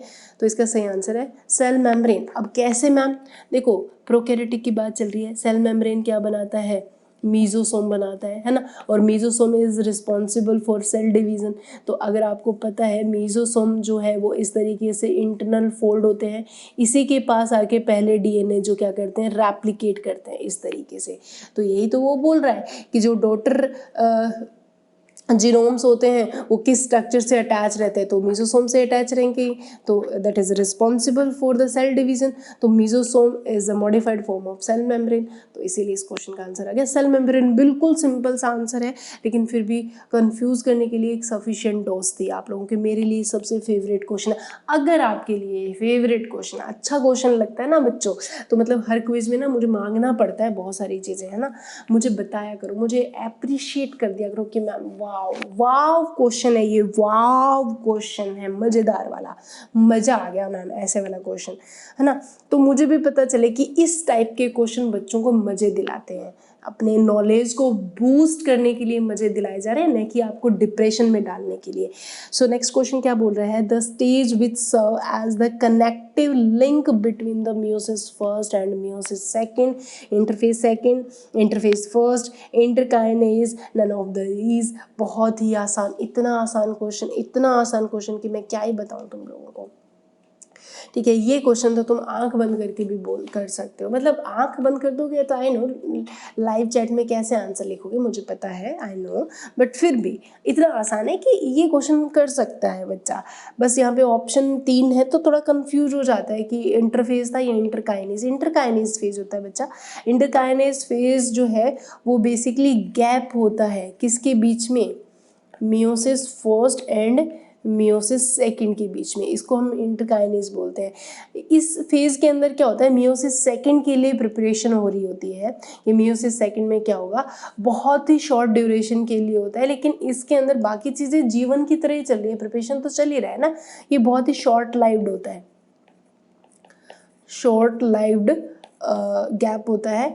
और इसके अंदर क्या होता है कि रेप्लिकेशन नहीं होता, सबसे इम्पॉर्टेंट पॉइंट, क्योंकि इसकी बातें जो है ना हमें कहीं ना कहीं इंटरफेस की तरह देखने को मिलती है, लेकिन रेप्लिकेशन ऑफ डीएनए जो है हमें एब्सेंस देखने को मिलती है। अब आते हैं नेक्स्ट क्वेश्चन पे। Dash is the number of DNA in the chromosome at the G2 phase of the cell cycle, 1 2 3 0। Okay, kind of question हम लोगों ने इसका अटेम्प्ट किया है पहले, बस थोड़ा सा घुमा के आपको पागल बनाने के लिए क्वेश्चन की लैंग्वेज को थोड़ा चेंज किया है। अदरवाइज अगर आपने पॉइंट को समझ लिया है तो आंसर आपके हाथ के ऊपर है, मतलब हाथ के ऊपर इन द सेंस चैटिंग कर रहे हो ना तो हाथ अंगूठे के नीचे है, ऐसे समझ सकते हैं। बिल्कुल सही आंसर है। G2 के अंदर क्या होगा, एस फेज से निकला हुआ है तो definitely 2 is the number of DNA in the chromosome at the G2 phase, क्योंकि एस फेज में क्या हो चुका है, रेप्लिकेशन हो चुका है। बहुत ही आसान question. When there is an increase in the condensation of chromatin during the process of cell division, क्या होगा, कंडेंसेशन हो गया। फर्स्ट ऑप्शन है हेट्रोक्रोमेटिन इंक्रीज हो जाएगा, यूक्रोमेटिन इंक्रीज होगा, differentiation of euchromatin and heterochromatin decrease. Last option है differentiation of euchromatin and heterochromatin increase. ठीक है, यहाँ पे मैंने ना थोड़ा सा आपको बेवकूफ़ बनाने की सी बात की है, और कुछ नहीं है। ये बोल रहा है कि when there increase in condensation of chromatin, का कंडेंसेशन इंक्रीज हो गया है सेल डिवीजन के दौरान तो क्या बनेगी स्ट्रक्चर, उसी के बारे में बात की गई है आपसे। तो थोड़ा सा भी दिमाग लगाओगे तो आंसर आपके सामने है। इसमें क्या होगा,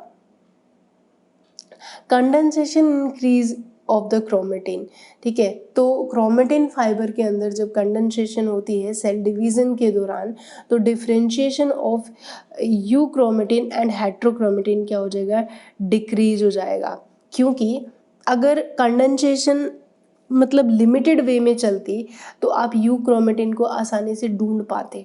ठीक है, अब यहाँ पे क्या है कि डिफ्रेंशिएशन आपको ना तो क्रोमेटिन और हेट्रोक्रोमेटिन, क्योंकि दोनों ही अब क्या हो जाएंगे, डार्कली स्टेन हो जाएंगे, तो इन दोनों के अंदर डिफ्रेंशिएट करना थोड़ा सा मुश्किल हो जाएगा। अब आते हैं नेक्स्ट क्वेश्चन पे। Which of the following cells do not lack the ability to divide, do not lack the ability to divide, किसके पास नहीं है, skin cell, nerve cell, muscle cell या आरबीसी। बहुत ही आसान क्वेश्चन है ये, वो जनरल नॉलेज की क्वेश्चन है। ये ऐसे क्वेश्चंस होते हैं ना, ये जनरल नॉलेज के क्वेश्चंस होते हैं, इनके ऊपर आप है ना एनसीईआरटी पे ब्लेम नहीं कर सकते। अच्छा तुमने इस तरीके का पॉइंट ऐसे स्ट्रेट फॉरवर्ड स्टेटमेंट में नहीं लिखा तो एनसीईआरटी बोलेंगे कि दिमाग खराब है तुम्हारा, ये कॉमन सेंस वाला क्वेश्चन है जिसके लिए आपको अपना एनालिटिक स्किल इंक्रीज करनी पड़ेगी। वो बोल रहा है which of the following cell do not lack the ability of division, मतलब आपको वो सेल आइडेंटिफाई करनी है जो कि डिवीजन करना नहीं छोड़ती है। तो बच्चा स्किन सेल नहीं छोड़ती है, नर्व सेल कभी डिवाइड नहीं करती, मसल सेल नहीं करती, आरबीसी नहीं करती। ठीक है, तो इसीलिए इस क्वेश्चन का आंसर स्किन सेल है। लेकिन पता नहीं बच्चे क्या ही पढ़ते हैं, do not the lack of ability to divide, वो पढ़ रहे होंगे कि इनमें से कौन सी सेल है जो डिवाइड ही नहीं करती, तो वो लगा रहे होंगे nerve cells, muscle cells, RBC kind of. पर थोड़ा ना ऐसे पॉइंट्स को ना अंडरलाइन कर लिया करो, ज़्यादा अच्छा रहेगा तुम्हारे लिए। Next question, the entry of cell into M phase is initiated by, first option है इंटरल्यूकिन फैक्टर, सेकंड है मैच्यूरेशन प्रमोटिंग फैक्टर, थर्ड है ट्रांसक्रिप्शन फैक्टर एंड फोर्थ है necrosis factor. The entry of cell into M phase के अंदर भेजनी है तो यहाँ पे कौन है जो प्रमोट करेगा इस पॉइंट के ऊपर। बहुत आसान क्वेश्चन है ये, तो अभी हम लोगों ने मेरे ख्याल से बोला भी था मैंने ये पॉइंट। इस क्वेश्चन का आंसर रहेगा MPF, मैच्यूरेशन प्रमोटिंग फैक्टर। ठीक है। मैचुरेशन प्रमोटिंग फैक्टर वो फैक्टर्स होते हैं जो कि G2M फेज की चेक पॉइंट को कवर करके और फिर एंट्री दिलाते हैं M फेज में। अगर ये पॉइंट नहीं पता तो इसको नोट कर लो।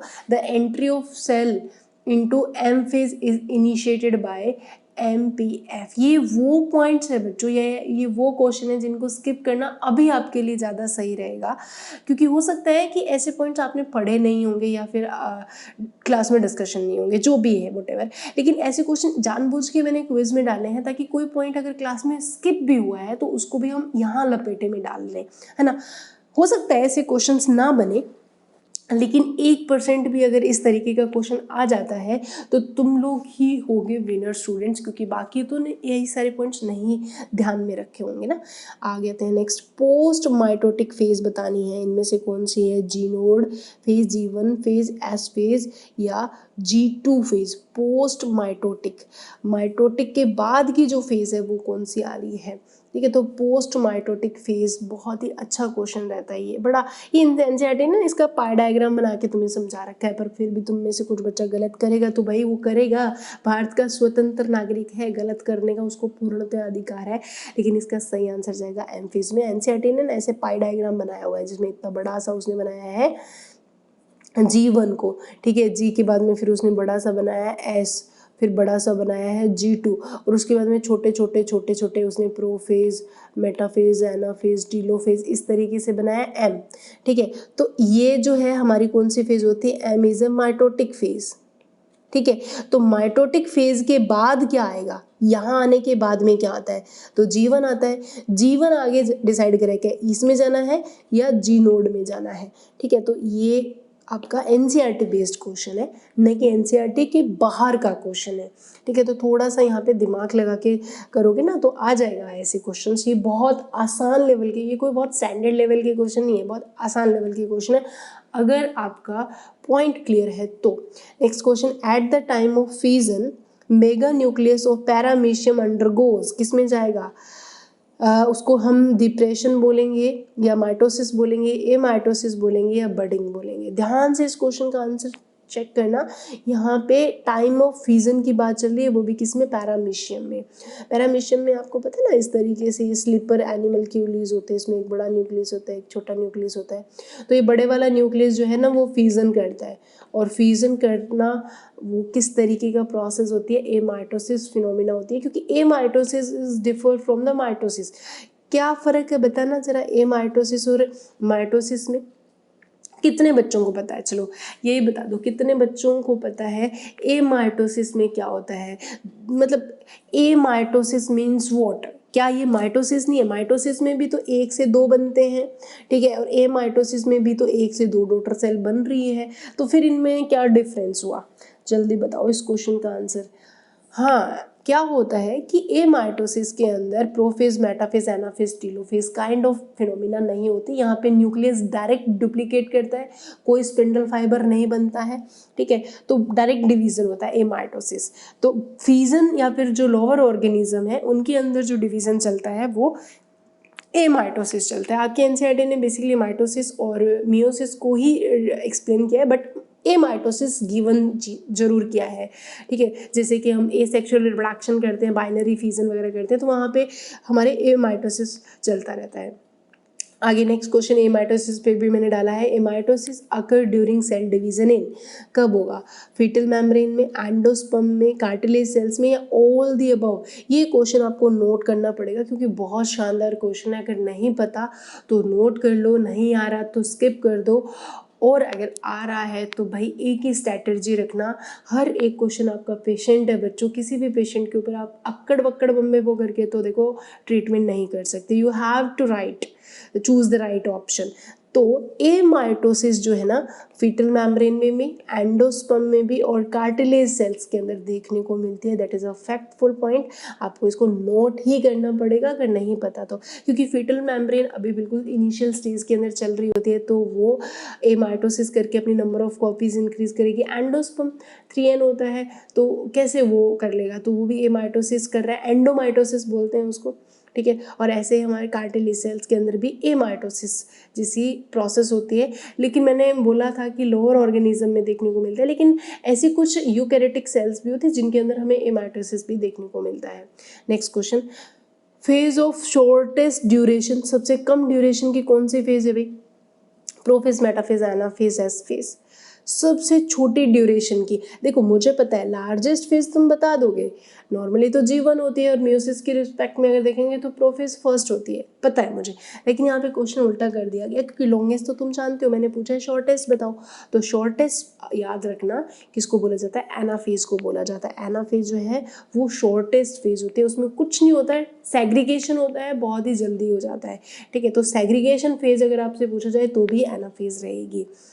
Next question, in animal cell cytokinesis cleavage occur with the help of, किसके थ्रू होगा? माइक्रोट्यूब्यूल के थ्रू, स्पिंडल फाइबर के थ्रू, माइक्रोफिलामेंट के थ्रू, माइक्रोफाइब्रिल्स के through.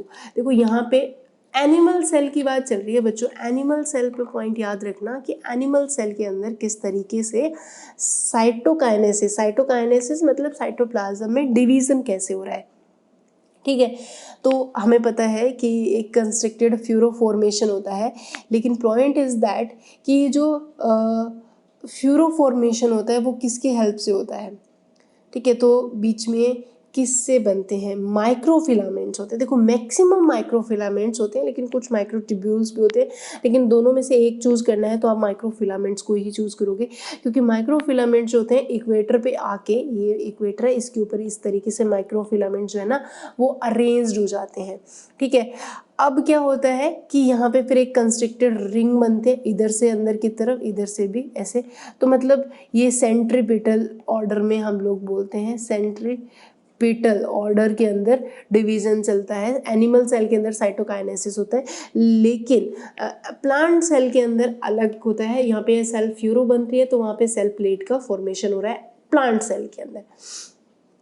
Next question, mid body क्या होती है भी, कहाँ बनती है?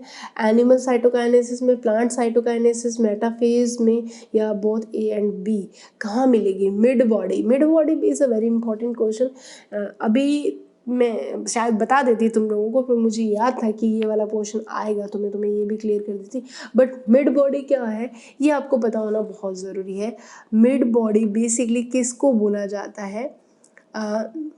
जब एनिमल सेल में साइटोकाइनेसिस के दौरान, जो मैं अभी भी बता रही थी कि इक्वेटर के ऊपर माइक्रोफिलामेंट्स जो है और कुछ हद तक माइक्रोट्यूब्यूल्स भी, मैं दोनों ही बता रही हूँ, लेकिन अगर एक पूछा जाए तो माइक्रोफिलामेंट आंसर करेंगे, माइक्रोट्यूब्यूल्स भी होते हैं, मैं बार बार बोल रही हूँ इस पॉइंट को, ठीक है। तो इनका यहाँ पे इस तरीके से इक्वेटर पे जब वो आके अरेंज हो जाते हैं, इसको हम किस नाम से जानते हैं? मिड बॉडी के नाम से जानते हैं। फिर ये इधर की साइड में ये खींचेगा, इधर की साइड में ये खींचेगा, तो सेंट्रीपिटल ऑर्डर हमें देखने को मिलता है और सेंट्रीफ्यूगल ऑर्डर में बनता है प्लांट के अंदर। Next question, the centromere does not divide till the end of metaphase. This is important because centromere, first option है, is connected with the nuclear membrane, second है produce spindle fibre, contain genes that control prophase and metaphase, and fourth hold the replicated DNAs together। बड़ा अच्छा question है, ये भी मेरा favourite kind of question है। Centromere does not divide at the till of metaphase, metaphase तक आते आते वो डिवाइड नहीं हो रहा है, वो एनाफेज में जाके सेंट्रोमियर डिवाइड हो रहा है। ऐसा किस वजह से हुआ? ध्यान से समझना इन सारे पॉइंट्स को। ऐसा इसलिए हुआ क्योंकि, इसलिए नहीं टूट पाया क्योंकि उसने रेप्लिकेटेड डीएनए को एक दूसरे के साथ होल्ड किया हुआ है, उसके पास इतनी पावर है कि वो मेटाफेज तक। लेकिन एनाफेज में क्या होता है कि दोनों पोल से स्पिंडल फाइबर जो होता है ना वो कंट्रैक्ट होना स्टार्ट हो जाते हैं, तो वो खींचना स्टार्ट कर देते हैं, तो इससे सेंट्रोमियर जो होता है वो ब्रेक हो जाता है। It's a very important question. Next question पे आते हैं, microtubule appearing around centriole paired in the beginning of prophase in animal cells form। First option है स्पिंडल, सेकेंड है एस्टर, थर्ड है स्पिंडल पोल, एंड फोर्थ है chromosome fibre. Microtubule appearing around centriole pair in the beginning of prophase in animal cell form. क्या बनाते हैं, देखो बहुत ध्यान से माइक्रोट्यूब्यूल है ये।